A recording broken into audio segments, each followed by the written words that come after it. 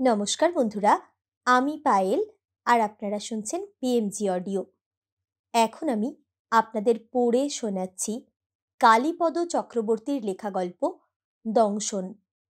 আজকের গল্প শুনতে আপনাদের কেমন লাগলো নিচে কমেন্ট করে জানান। আর যেসব বন্ধুরা এখনও সাবস্ক্রাইব করেননি তাঁদের যদি নিত্য নতুন স্বাদের বাংলা অডিও স্টোরি শুনতে ভালো লাগে তাহলে চটপট সাবস্ক্রাইব করুন পিএমজি অডিও। আর আপনাদের ভালো লাগার গল্পগুলো শেয়ার করে নিন পরিচিত বন্ধুবান্ধব বা আত্মীয় স্বজনের সঙ্গে যারা বাংলা অডিও স্টোরি শুনতে ভালোবাসেন। শুরু করছি আজকের গল্প দংশন। কাক ভরে টেলিফোনটা হঠাৎ ক্রিং ক্রিং করে কর্কশ স্বরে বেজে উঠল। সৌমিত্র ঘুম ঘুম চোখে বিড়বিড় করে বলে উঠল, এ আবার কোন আপদ, এই সাত সকালে ঘুমটা ভাঙিয়ে দিল। ইচ্ছে করেই ফোনটা তুলল না। ফোনটাও যেন নাছোড়বান্দা, আবার কর্কশ স্বরে বেজে উঠল। সৌমিত্র ভাবছে, কে হবে এত ভোরে? ওর তো তিনকুলে এখন কেউই নেই। অফিসের লোকজনেরা ফোন করলে মোবাইলে করে, তাও এত ভোরে তো করবে না। এসব ভাবতে ভাবতে রিসিভার তুলেই ঘুমের চোখে বলল, হ্যালো, কে বলছেন? সৌমিত্র, আমি সমীর বলছি। শোন, তোর সাথে খুব একটা জরুরি কথা আছে।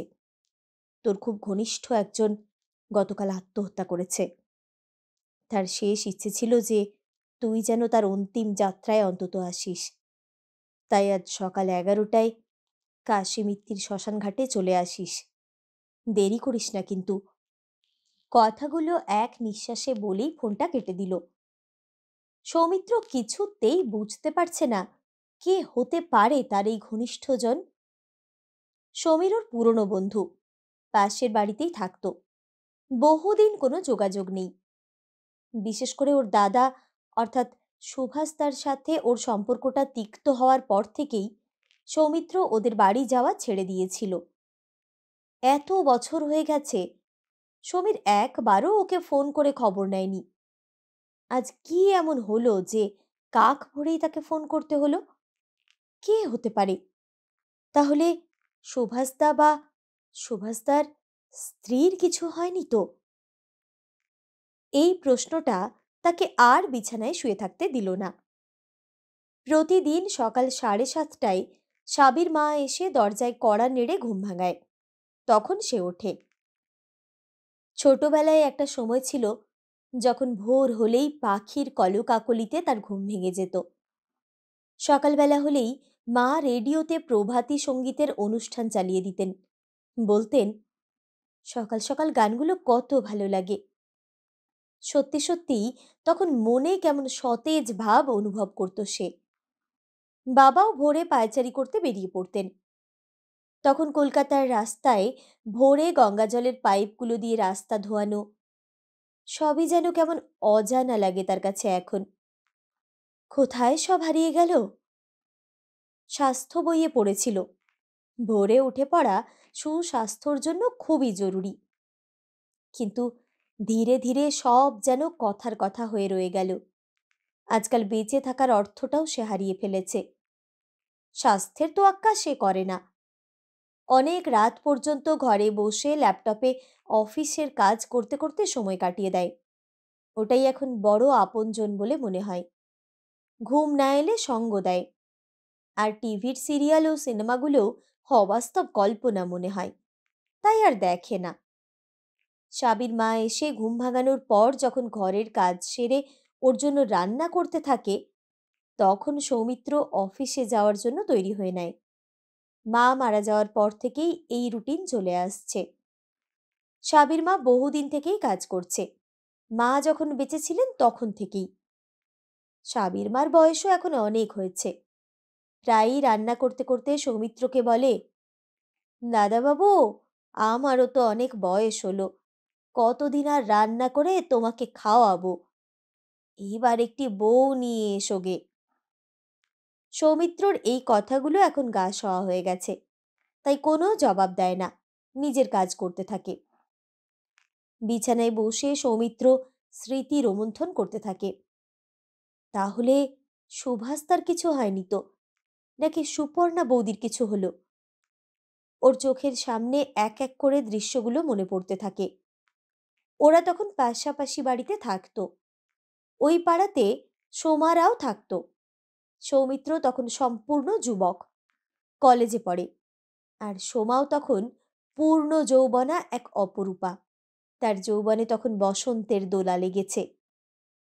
হরিণের মতো চাহনি দিয়ে ও কথাবার্তা দিয়েই যেন সে সকলকে বশ করতে শিখে ফেলেছে।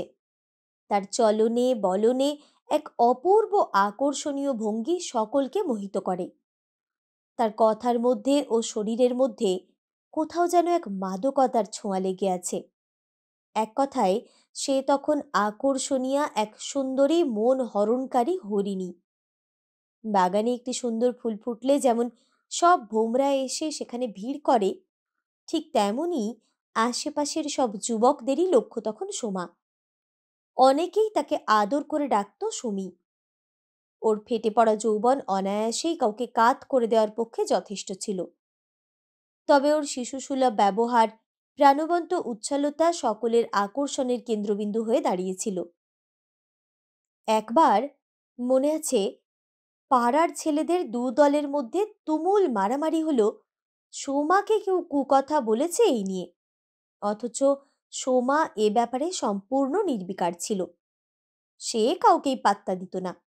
ওর চলার মধ্যে বলার মধ্যে একটা মাদকতা ছিল, যা সকলেই অনুভব করত। অনেকেই উদ্গ্রীব হয়ে থাকতো ওর একটু কাছে আসতে, একটু উষ্ণ স্পর্শ ও ভালোবাসা পেতে, ওকে জীবন সঙ্গিনী বানাতে। সৌমিত্র এর ব্যতিক্রম ছিল না। সেও মনে মনে সোমাকে ভালোবেসে ফেলেছিল, কিন্তু প্রকাশ করতে পারছিল না। ও চিরকালই একটু স্বতন্ত্র ছিল অন্যদের থেকে। একটু ভয়ও ছিল মনে, যদি সোমা প্রত্যাখ্যান করে ইত্যাদি ভেবে। এই সব সাত পাঁচ ভেবে মনের কথা বলতে পারছিল না। সেও চাইতো সোমাকে কাছে টেনে নিতে, মনের সব কথা খুলে বলতে, ওকে জীবনের সর্বস্ব উজাড় করে দিতে। সে সুযোগও একদিন পেয়ে গেল। দোকান থেকে বাড়ি ফেরার পথে সোমা ওকে দেখে পেছন থেকে ডাকতে লাগলো, সৌমিত্রদা, সৌমিত্রদা। সৌমিত্র পিছন ফিরে তাকাতেই দেখল সোমা ওর দিকেই এগিয়ে আসছে। এসেই বলল, এই সৌমিত্রদা, তুমি কি এখন ফ্রি আছো? আমাকে একটু অঙ্ক বুঝিয়ে দিতে পারবে? যদি সময় থাকে তবে এসো না, একটু বুঝিয়ে দেবে। সৌমিত্র সোমার দিকে তাকিয়ে কি বলবে বুঝে ওঠার আগেই সোমা বলে উঠল, কি দেখছো অমন করে, চলো আমার সাথে। সৌমিত্র তখন সম্মোহিত ব্যক্তির মতো ওর সাথে সাথে এগিয়ে গেল। সেদিন সৌমিত্র বুঝতে পেরেছিল যে ওর মধ্যে অদ্ভুত এক সম্মোহনী শক্তি আছে। সোমাদের বাড়িতে পৌঁছে এবার আরও অবাক হওয়ার পালা। দেখল ওর মা বাবা কেউই বাড়ি নেই। সুমি বলে উঠল, মা বাবা দিদির শ্বশুর বাড়ি গেছে, সন্ধ্যের আগে ফিরবে না। আমাকে কয়েকটা অঙ্ক বুঝিয়ে দেবে? সৌমিত্র পাড়াতে কয়েকটা অঙ্কের টিউশনি করে, তাই অভিজ্ঞ অঙ্কের শিক্ষক হিসেবে একটু নাম ডাকও আছে। সুমি অঙ্কের বই খাতা নিয়ে বসে অঙ্ক দেখাতে লাগলো। সৌমিত্র জুটে গেল অঙ্কের নেশায়। হঠাৎ এক উষ্ণ অনুভবে বুঝতে বাকি রইল না যে সুমি পাশে ঘেঁষে বসেছে, ওর নিঃশ্বাস গায়ে এসে লাগছে। এই দেখো না সৌমিত্রদা, একটা পিঁপড়ে বড় কামড়াচ্ছে, একটু ফেলে দাও না। বলে পিঠটা এগিয়ে দিল, একটু দেখো না প্লিজ। কই, না তো, আমি তো কিছুই দেখছি না। তুমি না খুব বোকা, বুঝলে মশাই। বলেই সৌমিত্রকে জড়িয়ে ধরে আদর করতে শুরু করলো। সৌমিত্রও কোথায় যেন হারিয়ে গেল। ওর সুপ্ত ইন্দ্রিয়গুলো হঠাৎ সজাগ হয়ে উঠল। এরপর যা হওয়ার তাই হলো। একে অপরের মধ্যে দুজনে কখন যে হারিয়ে গেল খেয়ালই করেনি। সবকিছু এত দ্রুত ঘটে গেল যে সৌমিত্র ভাবতেই পারেনি এমনটি হবে। এই ঘটনার পর সৌমিত্র আরও বেশ কয়েকবার সুমির সাথে ঘনিষ্ঠ হয়েছে, ওকে মন প্রাণ দিয়ে ভালোবেসেছে। সুমিও কখনো বলেনি যে সে অন্য কাউকে বিয়ে করতে চায়। বরং বলেছে সৌমিত্রকে ছাড়া সে বাঁচবে না। তাহলে সুমি এমন বদলে গেল কি করে? সুমির শরীরের সুগন্ধ, ওর দেহের আকর্ষণ এখনো ওকে পীড়া দেয়। মাঝে মাঝে রাগও হয় সুমির ওপর। সৌমিত্র তখন কলেজের ছাত্র, এ কথা জেনেও সুমি ওর জন্য অপেক্ষা করতে পারল না, নাকি ওর যৌবনের বাঁধটা তখন ভেঙে গিয়েছিল, যে কোনো বাধাই মানতে চায়নি? শেষ পর্যন্ত সুমি নিজে থেকে ধোকা খেলো নাকি সুভাষদা ওকে ধোকা দিল, আজও বুঝে উঠতে পারেনি সৌমিত্র। যেদিন শুনল যে সুভাষদা ওকে বিয়ের প্রস্তাব দিয়েছে, সেদিন থেকেই সুভাষদার ওপর রাগটা স্বাভাবিকভাবেই বেড়ে গিয়েছিল। সুভাষদা তখন গভর্নমেন্ট অফিসে চাকরি করে, তাই হয়তো সুমিও রাজি হয়ে গিয়েছিল। সৌমিত্রর জন্য অপেক্ষা করার মতো সময় ওর কাছে ছিল না। একদিন সুমি ওর বন্ধু সুপর্ণাকে নিয়ে আসে সুভাষদার বাড়িতে, আর সেটিই হলো সম্ভবত সুমির জীবনের বড় ভুল। সুপর্ণাও ছিল রূপে গুণে অপরূপা এবং শান্ত ও লক্ষ্মীশ্রীযুক্ত, তাই সুপর্ণা সুভাষদার বাবা মায়েরও খুব পছন্দের হয়ে উঠল। সুপর্ণার সাথে সুভাষদার অন্তরঙ্গতা ক্রমশই বাড়তে লাগলো। একদিন সবাই জানল সুভাষদা সুপর্ণাকে বিয়ে করছে। এই ঘটনার পর থেকেই সুমিকে খুব বেশি দেখা যেত না। সুভাষদার বিয়ের কয়েকদিন আগেই শোনা গেল সুমি মা বাবা সহ শান্তিপুরে মামা বাড়িতে চলে গেছে। সৌমিত্র শুনেছিল একদিন সে নাকি সৌমিত্রকে খুঁজতে এসেছিল যাওয়ার আগে, কিন্তু সৌমিত্র তখন বাড়িতে ছিল না। পরে ফিরে দেখেছে ওরা আর নেই। সৌমিত্র তারপর ওর মামা বাড়ির ঠিকানায় গিয়ে দেখেছে তালা বন্ধ। ওর মামারা নাকি সাঁওতাল পরগনায় কোথাও শিফট করে চলে গেছে, কেউ ঠিকানা দিতে পারেনি। সৌমিত্র এদিক সেদিক পাগলের মতো খুঁজেও ওর দেখা পায়নি। সেই থেকে রাগে দুঃখে অভিমানে সে আর কখনো সুভাষদাদের বাড়িমুখো হয়নি। বাবা মারা যাওয়ার পর মাকে নিয়ে সে চলে এসেছিল বাগবাজারের রাজবল্লভ পাড়ায়। এরপর মা মারা যাওয়ার পর এ বাড়িতেই কাটিয়ে দিল বহু বছর। মায়ের স্মৃতি জড়িয়ে আছে এই বাড়িতে বলে তার মনে হয়। অবশ্য লুকিয়ে লুকিয়ে পুরনো পাড়ায় কয়েকবার গেছে সুমির খোঁজ করতে, কিন্তু কোনো হদিশ না পেয়ে হতাশ হয়ে ফিরে এসেছে। বরং সুমির ওপরেই বেশি রাগ হয়েছে। মাঝে মাঝে মনে হতো সুমিই তো তাকে ধোকা দিয়েছে, তাহলেও সুমির জন্য ভাবছে কেন? সব যেন কেমন তালগোল পাকিয়ে গেছে ওর কাছে। সৌমিত্র ফোনটা পাওয়ার পর থেকে কিছুতেই বুঝে উঠতে পারছে না যে কে এমন হতে পারে তার স্বজন, যার জন্য তাকে যেতে হবে অন্তিম সময়ে। এক সময় তার সবাই ছিল। যখন মা বাবা জীবিত ছিলেন তখন অনেক আত্মীয় স্বজনের যাতায়াত ছিল, বহু বন্ধুবান্ধবও ছিল। আজ সে যেন কেমন নিঃসঙ্গ হয়ে জীবন কাটাচ্ছে। এখন আপনজন বলতে কাজের লোক সাবির মা আর অফিসের বড় বড় ফাইলগুলো, কম্পিউটার। মা মারা যাবার পর থেকেই কেমন যেন নির্লিপ্ত হয়ে পড়েছে সে। মাঝে মাঝেই ভাবে একটা আস্ত পাথরে পরিণত হয়ে যাচ্ছে না তো সে? অফিসের অনেকেই তাকে বাঘ সিংহের মতো ভয় পায়। ওর অলক্ষ্যে ওর কঠোর মনের জন্য নিন্দাও করে বলে শুনতে পাই।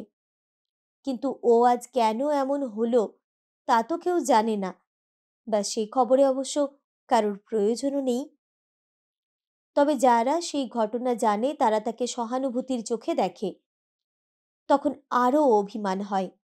কোনো সহানুভূতি সে চায় না। জীবনে একটু ভালোবাসা চেয়েছিল, কিন্তু সেটুকুও সে পেল না। খালি পেয়েছে ধোঁকা আর বঞ্চনা। মাঝে মাঝে তার মনে প্রশ্ন জাগে, নারী কি সত্যিই ছলনাময়ী? কিন্তু এ কথারও যুক্তি সে খুঁজে পায়নি, কারণ তার মাও তো একজন নারী। সে মাকে তো কখনো এরকম দেখেনি। পৃথিবীর বহু নারীর বিরহগাথা এবং বীরত্বের ঘটনাও তো তার অজানা নয়। তাহলে সে কি বিশ্বাস করবে? অঙ্কের মাস্টার হওয়া সত্ত্বেও এই অঙ্কটা আজও সে মেলাতে পারেনি। আজও তার মনে প্রশ্ন জাগে, সুমি হঠাৎ কোথায় উধাও হয়ে গেল? অন্তত তাকে তো একবার চিঠি লিখে হলেও জানাতে পারত আসল ঘটনাটা কি। সবই যেন কেমন ধোঁয়াশা হয়ে আছে, ধোঁয়ার আস্তরণে সব ঢেকে আছে। এখনো পুরনো বন্ধুবান্ধব বা পরিচিতদের সাথে দেখা হলে আনন্দ পাই, ভালো লাগে। পুরনো দিনের স্মৃতিগুলো সব চোখের সামনে ভেসে ওঠে। ভাবে ওই দিনগুলো আর কখনো ফিরে আসবে না। কিছুদিন আগে অফিস থেকে ফেরার পথে বাসস্টপ থেকে যখন হেঁটে বাড়ি ফিরছিল, তখন হঠাৎই কোলাহল শুনে পেছন ফিরে দেখল অন্য ফুটপাতের দিকে একটা গাড়ি এক ভদ্রলোককে ধাক্কা দিয়ে চলে যাওয়ায় বহু লোক ছুটে গেল ভদ্রলোককে সাহায্য করতে। কিন্তু সৌমিত্র সেদিন অনায়াসে পাশ কাটিয়ে চলে এসেছিল। তাহলে সত্যিই কি সে পাথরের মতো নিষ্প্রাণ হয়ে যাচ্ছে? নিজের মনে মনেই ভাবতে থাকে, সে তো এমন ছিল না আগে। একসময় পাড়াতে পরোপকারী বলে নামডাকও ছিল। মনে আছে একবার পাড়ার হারু বাগদির বাবা যখন টিবিতে মারা গেল, তখন সেই বৃষ্টির রাতেও বন্ধুদের একত্র করে পকেটের পয়সা খরচ করে তার সৎকার করে এসেছিল। পাশের বাড়ির রবিনবাবুর কারখানা যখন বন্ধ হয়েছিল, তখন নিজের হাত খরচের টাকা লুকিয়ে রবিনবাবুকে দিয়ে আসতো। কিন্তু আজ সে এত বদলে গেছে, এটা মেনে নিতেও অবাক লাগে। এসব কথা ভাবতে ভাবতেই হঠাৎ দরজায় টোকা পড়ল। দাদাবাবু, দরজাটা খুলে দাও। বুঝতে বাকি রইল না সাবির মা এসে গেছে।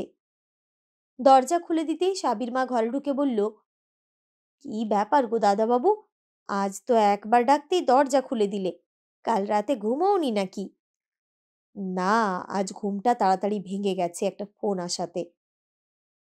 আর বললো না, আজকাল এই ফোন হয়েছে এক যন্ত্রণা বাপু, কোনো কাজ করার উপায় নেই গো, রাত দিন বেজেই চলেছে। আজকাল সাবির বাপ ওই একটা যন্তর কিনেছে, কিনে হয়েছে আরেক বিপদ, রাত নেই দিন নেই বেজেই চলেছে। কি যে এত ফোন করে আর কি যে এত ফোনে কথা হয় কিছুই বুঝি না বাপু। আমাদের সময় আমরা এই যন্তর ছাড়া বেশ শান্তিতে ছিলুম বাবা। পিসি, আজ তোমার ছুটি, আমি একটু জরুরি কাজে আজ এক্ষুনি বেরোবো। আজ তাহলে বাইরে থেকেই কিছু খেয়ে নিও গো, না খেয়ে থেকো না। আজ তোমার মা থাকলে তুমি কি না খেয়ে যেতে পারতে? আমি তাহলে চললুম। বলে সাবির মা চলে যায়। মার মৃত্যুর পর সাবির মার স্নেহ মমতা মাঝে মাঝেই মায়ের কথা মনে করিয়ে দেয় তাকে। অফিসে ফোন করে সৌমিত্র জানিয়ে দেয় আজ সে যাবে না। স্নান সেরে বেরিয়ে পড়ে কাশীমিত্তির ঘাটের উদ্দেশ্যে। হাঁটতে হাঁটতে ভাবতে থাকে, একসময় যখন কলেজে পড়তো, তখন বিকেলে বন্ধুদের সাথে বেড়াতে বেড়াতে কতবার এই কাশীমিত্তির শ্মশান ঘাটের পাশ দিয়ে গেছে, কিন্তু তখন ভুলেও উঁকি দিয়ে ভেতরে তাকাতো না, পাছে কোনো বিকৃত দৃশ্য মনকে নাড়া দেয় এই আশঙ্কায়। পরে অবশ্য বাবা এবং মাকে দাহ করার পর থেকে মন থেকে সেই ভীতিটা কোথায় যেন বিলীন হয়ে গেছে।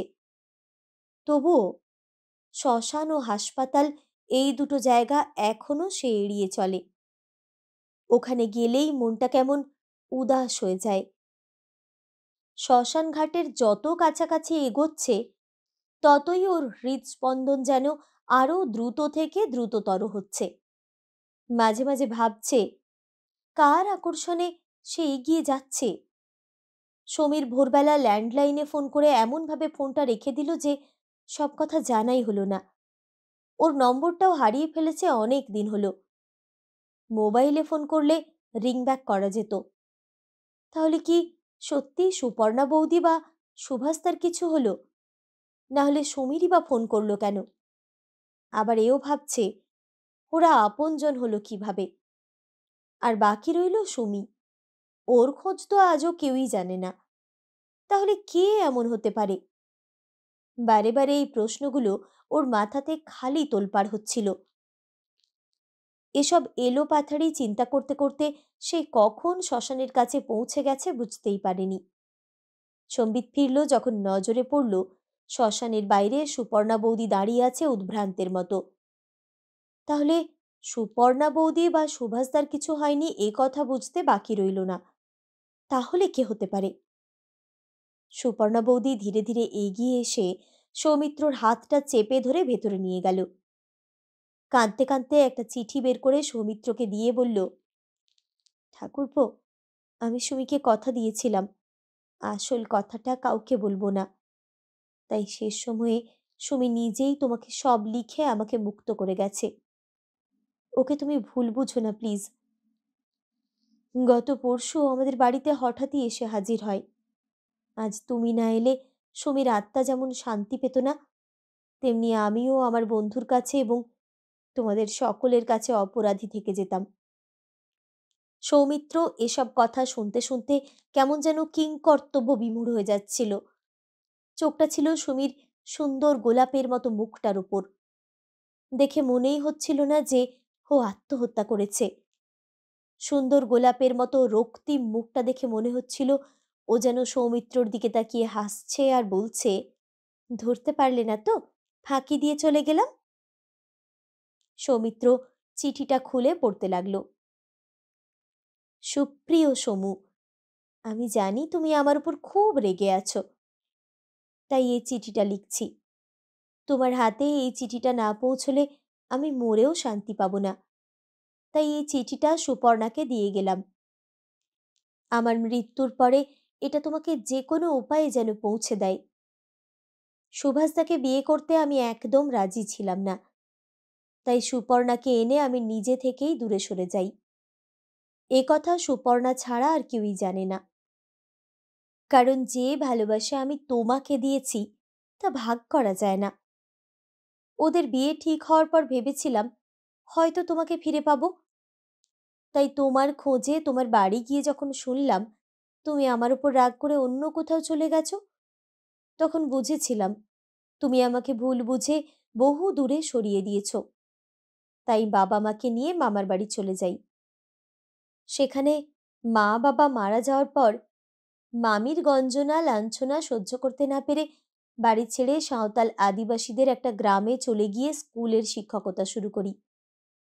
পুরনো অতীতকে ভুলতে চেষ্টা করেছিলাম, কিন্তু পারলাম না। তোমার ছবিটা আমার মনের গভীরে বসে গিয়েছিল, কিছুতেই ভুলতে পারতাম না। বহু দিন এবং রাত্রি তোমার বিরহে কেঁদেছি। দূরে না গেলে হয়তো তোমার প্রতি এই ভালোবাসাটা ভালো করে বুঝতে পারতাম না। ভগবানও হয়তো আমাকে মাফ করল না, তাই দুরারোগ্য ব্যাধি ক্যান্সারে আক্রান্ত হলাম। যখন ডাক্তার বলে দিল যে আমার জীবনের আর মাত্র কয়েকদিন বাকি আছে, তখন চলে এলাম বন্ধু সুপর্ণার কাছে, তোমার খবর পাবো এই আশায়।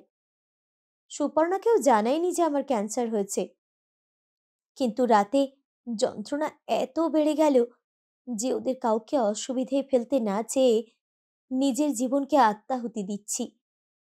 তুমি পারলে আমাকে ক্ষমা করো।